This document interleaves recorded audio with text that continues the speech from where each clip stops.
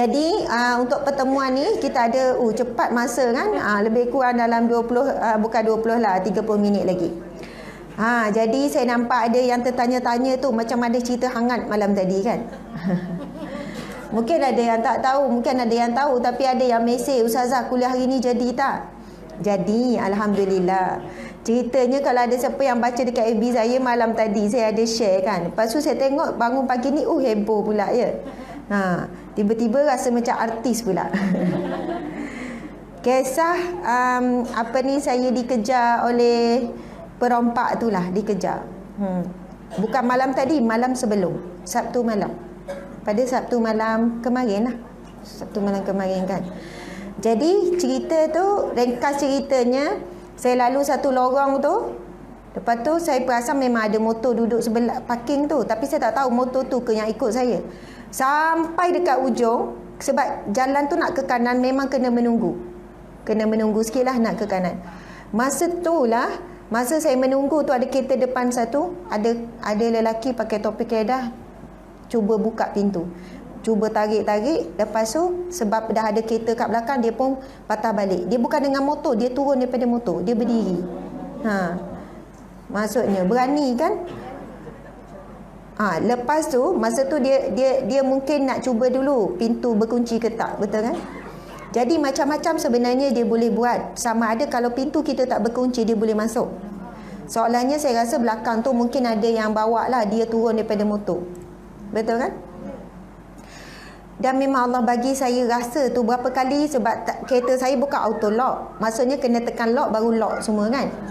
Jadi dalam perjalanan tu 2-3 kali. Sekejap saya tekan lagi lock, lepas tu tengok semua berkunci. Sebab dia terai bukan pintu depan je, pintu belakang pun dia terai. Maksudnya lepas dia terai pintu depan tak boleh, dia terai pintu belakang.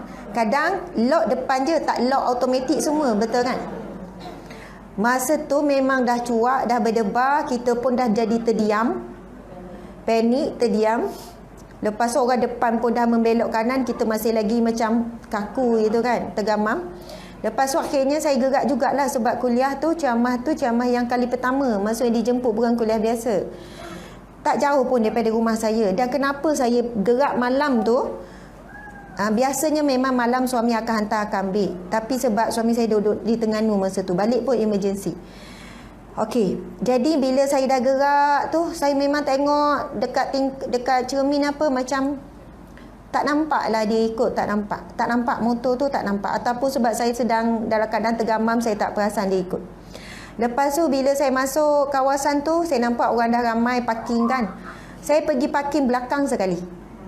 Dan tempat tu pun agak sunyi dan gelap, tak ada lampu macam tu lah.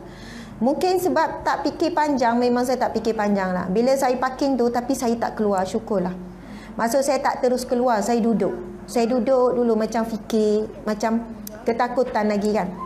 Masa saya duduk tu lah, saya tengok dekat cermin atas, saya nampak kelibat yang sama datang daripada belakang. Maksudnya dia ikut. Yang kes-kes biasa berlaku kan, ada motor ikut, sebenarnya nak ikut, contoh ibu-ibu sekalian balik kan, dia akan ikut sampai rumah. Dia tunggu kita turun je. Bila turunnya sama ada dia mai pukul kita ke, kan? Yalah, tarik ni maksudnya kadang dia pukul dulu. Okey, lepas tu bila saya nampak tu, saya dah cuak tu, saya tekan horn kuat-kuat mula-mula. Saya tekan horn, tapi dia pun makin ni lah, makin datang. Lepas tu nampak pada tangan dia tu besi. Memang besi, nampak lah. Lepas tu dia datang daripada sebelah kiri ni. Lepas tu dia ketuk lah. Dia hempas cermin kereta. Kuat dia hempas tu, memang kuat. Kita bila dah berdebar, dah nampak kelibat malam pula tu kan. Lepas tu dia hentuk pula. Masa tu memang kita akan memang panik, memang berdebar. Jadi saya parking pula rapat dengan orang depan. Jadi memang rapat. Kalau nak pergi tu, saya mungkin akan langgar. Tapi Allah bagilah ketenangan tu. Reverse, mengundur, kemudian ambil uang. Terus saya pun masuk pagar kawasan kuliah tu. Memang saya masuk tu laju, saya tak tengok apa dah. Memang dekat je dengan beberapa orang. Maksud saya tak langgar orang je. Sebab kita macam dah panik kan. Begitulah. Jadi itu ringkasan ceritanya. Maksudnya apa-apa pun boleh berlaku sebenarnya bila kita panik, sama ada kita bertempik, kita takut macam tu je, ataupun tekan minyak langgar je kereta depan, kita pun dalam keadaan akan luka ke apa ke, macam-macam boleh buat kan. Maksudnya bila orang berniat ataupun dah biasa macam pro lah, dia macam tak takut langsung lah. Tekan horn tu pun tak ada, dia datang, dia tetap datang, maksudnya nekat. Masa dia try buka pintu tu tak adalah macam dia takut-takut tengok belakang ke, tak ada. Macam biasa ataupun pro lah. Jadi di situ para ibu sekalian, memang bila cerita ni pun saya macam rasa trauma tu ada lagi. Tengok rasa kalau motor, kadang-kadang memang kita tak terfikir perkara ni akan berlaku pada diri kita. Saya pun tak pernah terfikir. Macam ibu-ibu yang ada di sini ni, hajah-hajah ni, nenek-nenek ni yang hantar anak cucu ke sekolah kan bawa kereta seorang-seorang. Saya nampak banyak kereta ni semua drive seorang-seorang, perempuan lah. Bukan malam ataupun siang pun kena berhati-hati. Banyak kes berlaku kan. Bila masuk je kereta, walaupun tempat dekat, terus kunci. Kadang kita dari depan tu, betul tak? Kita tak rasa apa-apa. Dia nampak je pemandu perempuan, dah lah orang tua kan. Dia boleh buat. Orang tua lagi banyak gelang meh tu kan. Maksudnya orang tua kan dah lagi banyak duit bawa kan. Orang muda nampak bergaya tak ada duit. Okey. Boleh saja kita tu bila berhenti je dia boleh masuk. Sama ada nak ambil kereta ke, nak buat apa ke, kan, betul kan? Jadi masuk je kunci. Dan bila sampai di suatu tempat, jangan terus turun. Perhati dulu kiri kanan. Kita kadang tak ada, sampai memang fikir nak turun je lah. Betul tak? Bila sampai dekat rumah tu, kita tak tahu. Kalau ada motor-motor tu, dia perhati. Oh, seorang perempuan. Dia ikut sampai rumah. Dia bukan ikut rapat. Dia tunggu kita turun, dia boleh serang hendap kita. Betul kan? Maksudnya, di mana-mana pun kita kena berhati-hati dan berjaga-jaga. Subhanallah. Kemudian, kena sentiasa lepas dah berjaga-jaga semua dah kan, sentiasa meletakkan pergantungan kepada Allah Subhanahu Wa Taala. Baca doa. Kita rasa alam nak pergi pasar depan, kalau perjalanan jauh barulah baca doa. Kalau nak keluar dekat tu tak ada pula heboh nak baca doa kan. Memang bila masuk je dalam kereta, mulakan perjalanan. Sebab itu bila kita nak keluar daripada rumah, kena melangkah kaki kiri, masuk rumah kaki kanan. Bila keluar daripada rumah itu tempat perlindungan kita.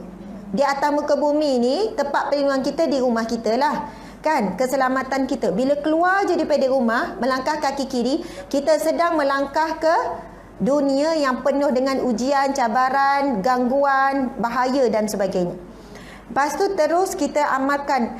Dia banyaklah amalan-amalannya. Baca doa tu kan daripada Al-Quran. Subhanallazi sakhara lana haza wa ma kunna lahu mukrinin wa inna ila rabbina lamunqalibun.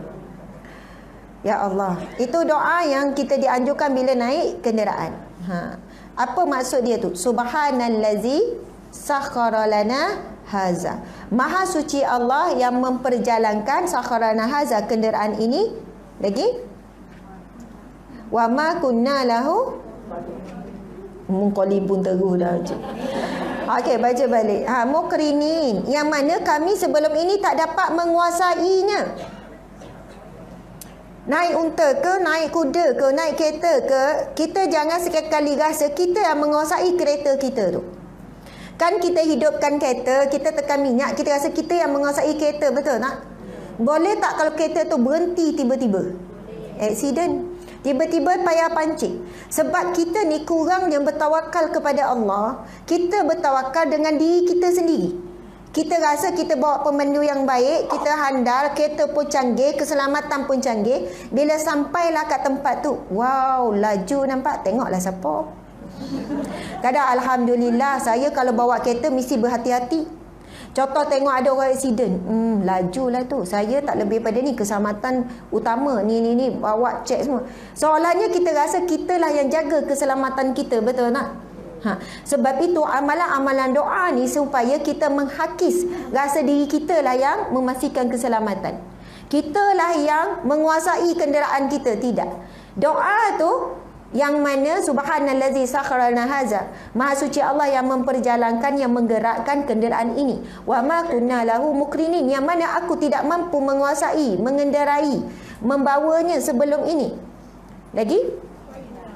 Wa inna ila rabbina lamunqalibun, dan kepadamu lah kami semua akan kembali di akhirat kelak ataupun kembali di dunia ni. Masya-Allah.